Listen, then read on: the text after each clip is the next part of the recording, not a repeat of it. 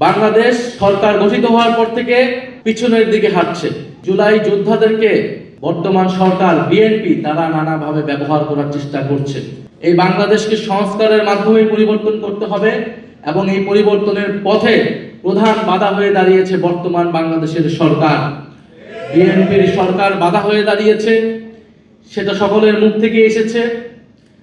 আমরা শহীদ পরিবারদেরকে মনে করি বাংলাদেশের জনগণের সম্পদ। তারা জুলাই যোদ্ধারা বাংলাদেশের জনগণকে প্রতিনিধিত্ব করে। আমরা শহীদ পরিবার এবং জুলাই যোদ্ধাদের নিয়ে কোনো রাজনীতি কখনোই করতে চাই নাই, কখনোই করব না। কিন্তু জুলাই যোদ্ধাদেরকে বর্তমান সরকার বিএনপি তারা নানাভাবে ব্যবহার করার চেষ্টা করছে। আমরা শুধু একটা কথাই বলেছি যে আমাদের দাবির সাথে আপনারা ঐক্যমত হলে আমাদেরকে সমর্থন দিন।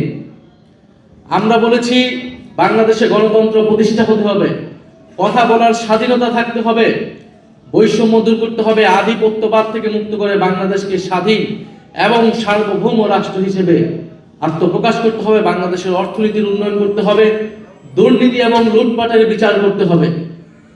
কিন্তু আমরা দেখছি বাংলাদেশ সরকার গঠিত হওয়ার পর থেকে পিছনের দিকে হাঁটছে।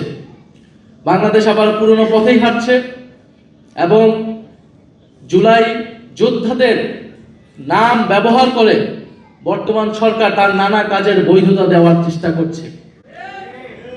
কখনো তারা ৭১-এর নাম ব্যবহার করছে, কখনো তারা জুলাই যোদ্ধাদের নাম ব্যবহার করছে।